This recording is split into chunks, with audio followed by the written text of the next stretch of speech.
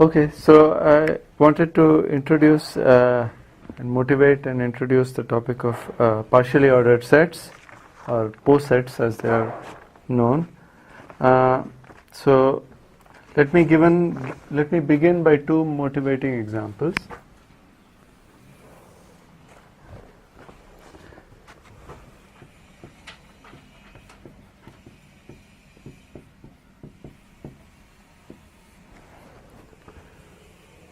The first is the principle of inclusion and exclusion.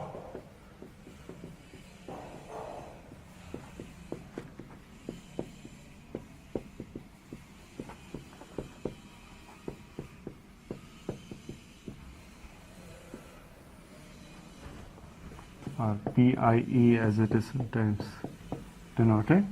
So the motivations that I'll be talking about are come from combinatorics. So the inclusion-exclusion principle is something that students see in school for counting, for various kinds of counting problems. So let me give you an example.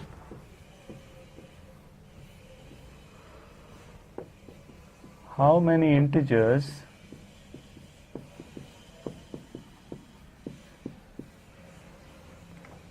in the set S, which is the numbers set of integers from 1 through 100, are not divisible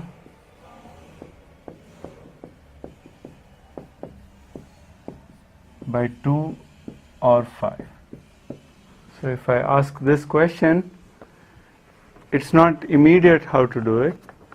Of course, these numbers are fairly simple so that one could do it, but I want to illustrate the idea from using this example. So let A be the set of let's say S in S such that 2 divides S. So these are the, in other words, even numbers in which are less than or equal to 100. So then it's immediate that the cardinality of A is 50, right? Similarly, let B be the set of numbers. So this, a shorthand for this is to say 2 vertical line S, so that just means 2 divides S.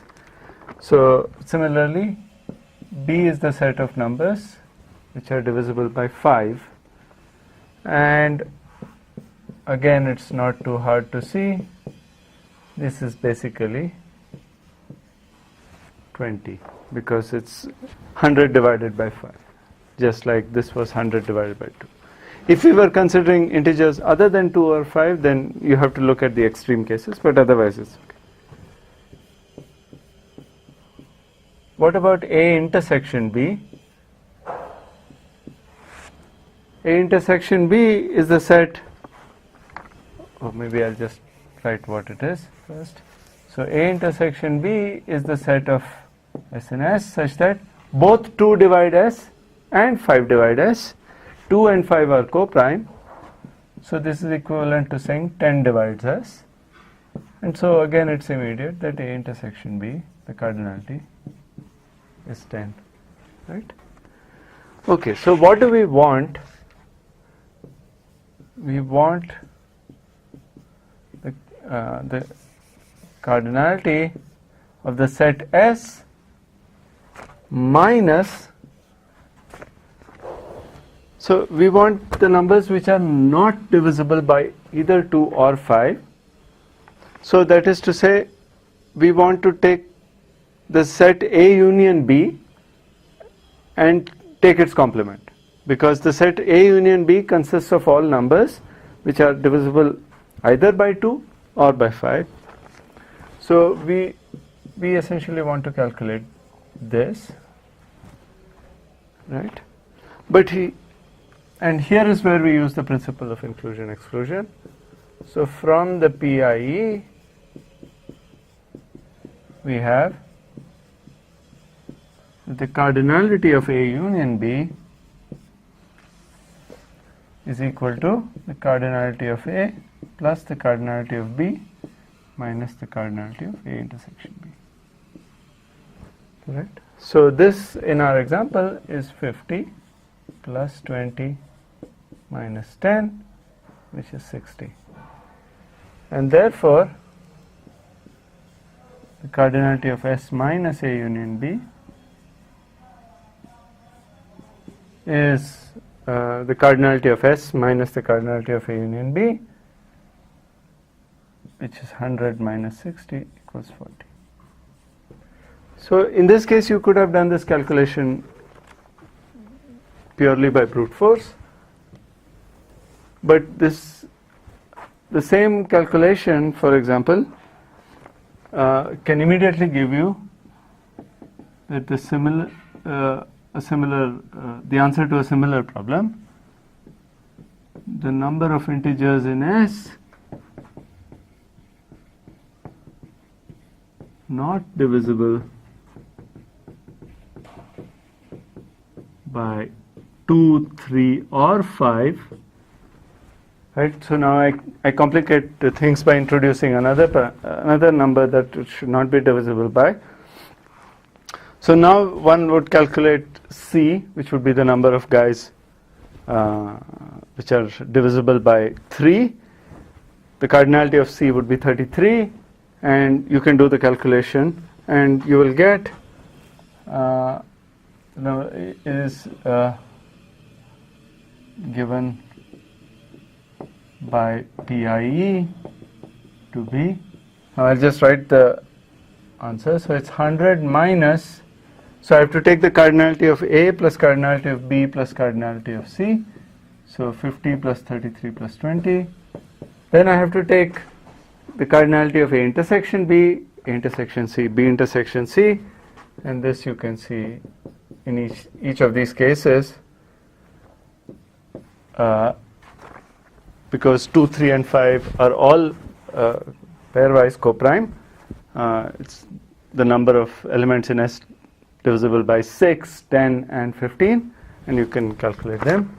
And finally you have to take into account the number of guys which are divisible by all 3, which is A intersection B intersection C, which is 5 times 10, 5 times 6, which is 30, and there are 3 of those. So if you do it, you will get 26. So this is much harder to calculate if you sit and count one by one. But the same calculation immediately tells you what will be the answer if it were 1,000, for example. That you cannot do by hand, and so on. So this is a very powerful formula. It involves overcounting and then taking account of things that you have overcounted, and then maybe you have undercounted, and then you add a little extra which you have overcounted, and so on. So the general formula, in general, if we have sets A1 etc. up to AN, PIE says that the cardinality of A1 union A2 union etc. union AN is equal to this. It's a long formula, but the idea is simple. So I first take the cardinality of the AIs themselves, but then I have overcounted because they are the intersections. So then I subtract off for I less than j between 1 and n, I take the intersections AI intersection AJ, but then I might have undercounted, so I compensate. Now I take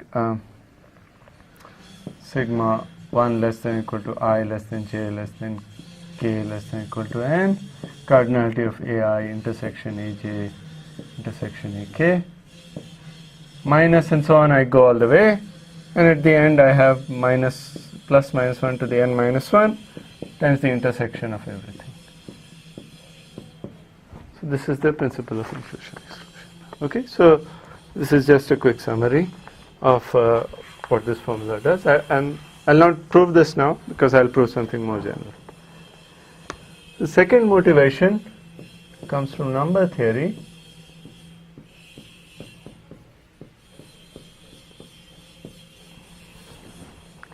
Okay, so suppose f and g are functions from the natural numbers to r, let's say. So these are called arithmetic functions.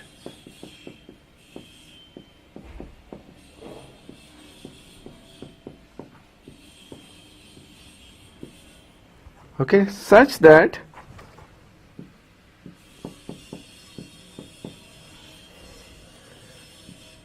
g of n can be written as the sum over all divisors of n of the function f for all n in n. Okay, so this kind of structure occurs often in number theory. So one function is given by taking the other function over all possible divisors. Okay, so this includes d being 1 and n itself. Okay, so and this is valid for all integers. So g and f satisfy this property. This happens often. Now the question is, suppose I know g, can I get a formula for f? Okay, so the answer turns out to be surprisingly elegant. So to give you the answer, let me define the Mobius function.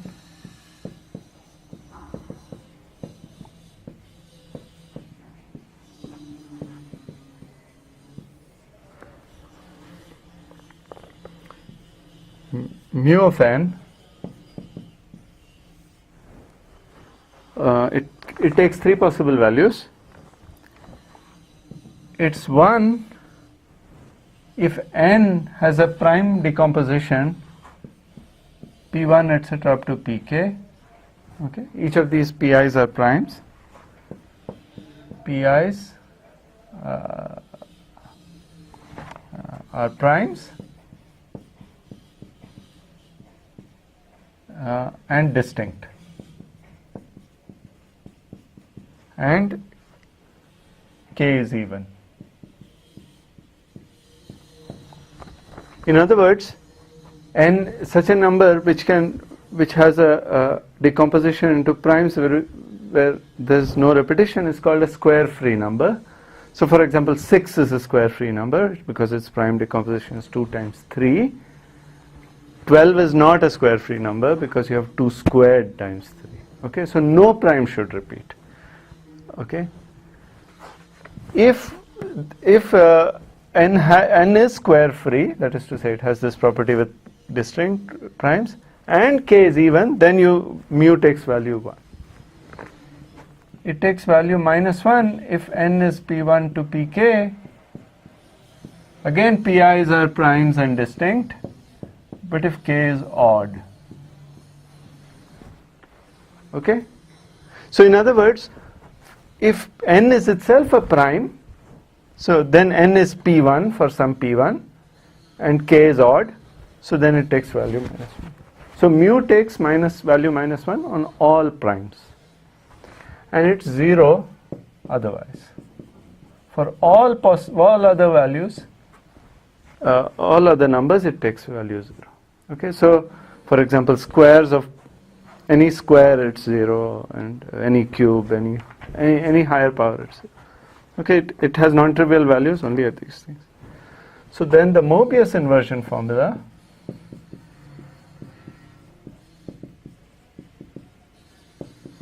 this is very useful and powerful formula in number theory. Says that f of n can be written as the sum of all divisors of n, mu of d, g of n by d. assuming this holds. Okay. So if G is given by a sum over divisors of F, amazingly F is given by the same sum over the same divisors of F of something involving G, but now if you account for this Mobius function, you get exactly what you want. Okay, and this Mobius function has a very simple description, as I have said. It's also, the Mobius function itself, important in number theory because it's what's called a multiplicative function. So if you take two coprime numbers, let's say P1, P2, or let's say N1, N2, I don't want you to think of this as primes. So mu of N1 times N2 is mu of N1 times mu of N2, if N1 and N2 are coprime. These are multiplicative functions play an important part in number theory. Okay. So, okay. So this is the motivation. So let me use these motivations, and I'll tell you a general theorem that subsumes both of these results and works in much higher generality. So to introduce the idea, I'll need some definitions. So the broad topic is posets. So here's the definition: a partially ordered set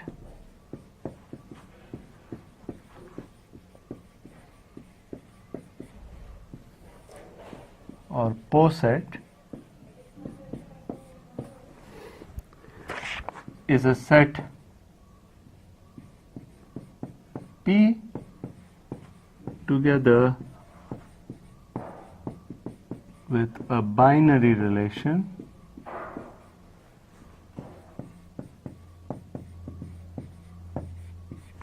less than or equal to satisfying the following conditions. 1, T is less than or equal to T for all T in P. So in other words, every element is less than or equal to itself. This property is known as reflexivity.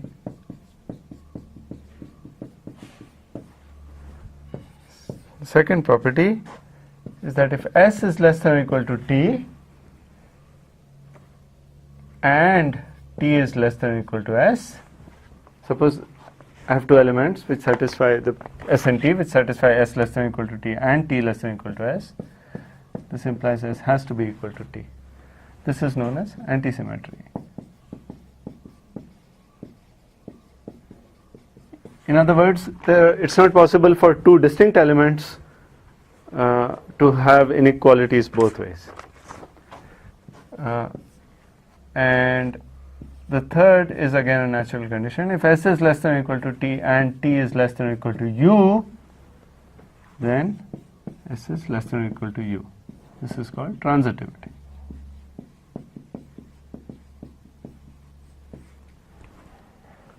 Okay. So if you have seen equivalence relations also a binary relation. It satisfies reflexivity and transitivity, but instead of antisymmetry, there you have symmetry, right? If S is equivalent to T, then T is equivalent to S. But here, this is the opposite, right? Two things cannot be equal. Okay, so and so we say S is less than T if S is less than or equal to T and S is not equal to T. Okay, and this is just a natural definition from the real numbers, for example. Okay, so you want to say strictly less than. Okay, and similarly one can define the notion of greater than equal to. You can say T is greater than equal to S if and only if S is less than equal to T, and similarly you can define greater than. So you can make sense of all notation. So, but this is very abstract. There is no there's no, I mean, one can have highly counterintuitive things happening if one keeps in mind the real numbers. So we have to remember that this is partially ordered. This is not completely ordered necessarily. So in other words, it is possible for two elements to be incomparable. This is not true of real numbers, but in this formal setting, we can have such things. So since this is so abstract, it makes sense to give examples. So here are some examples.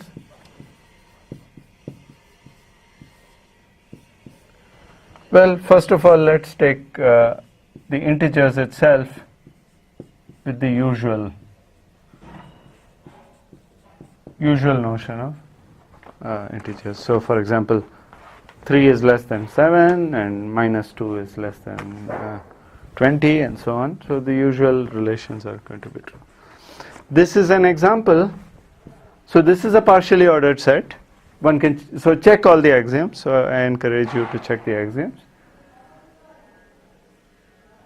But this is something stronger. This is a totally ordered set.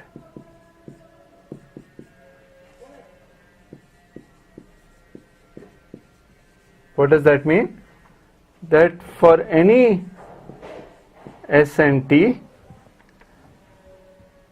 with S not equal to T,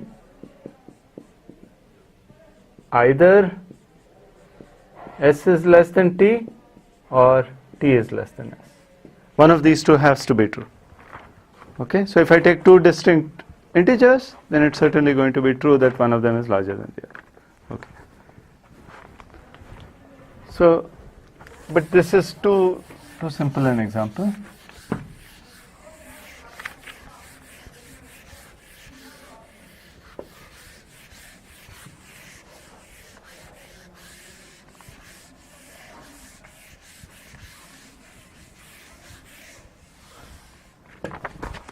Let me give another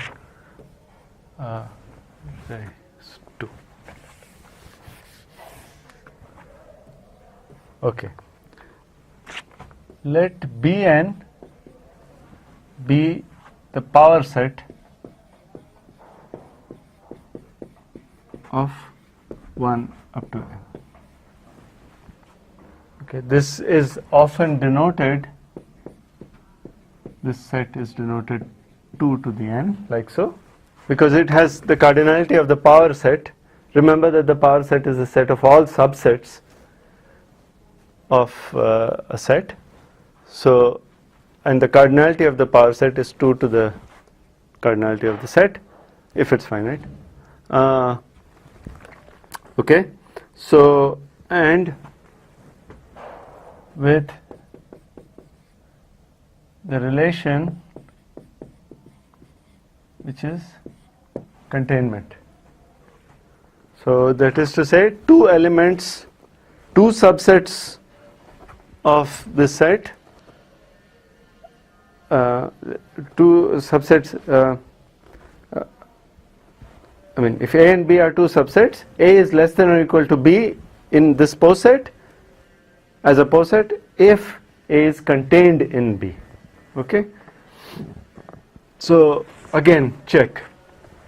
So check that the axioms hold.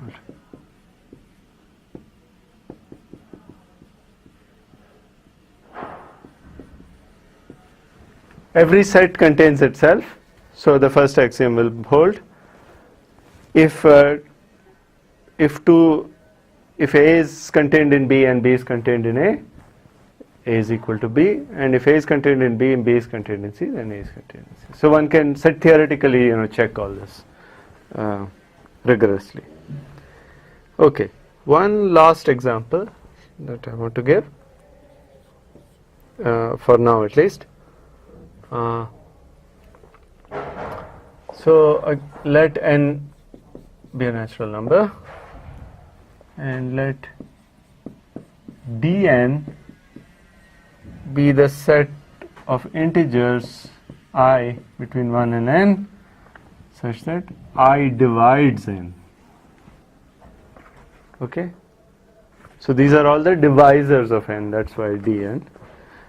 And this is a poset with the relation, okay, let me write it. I is less than or equal to j if and only if I divides j.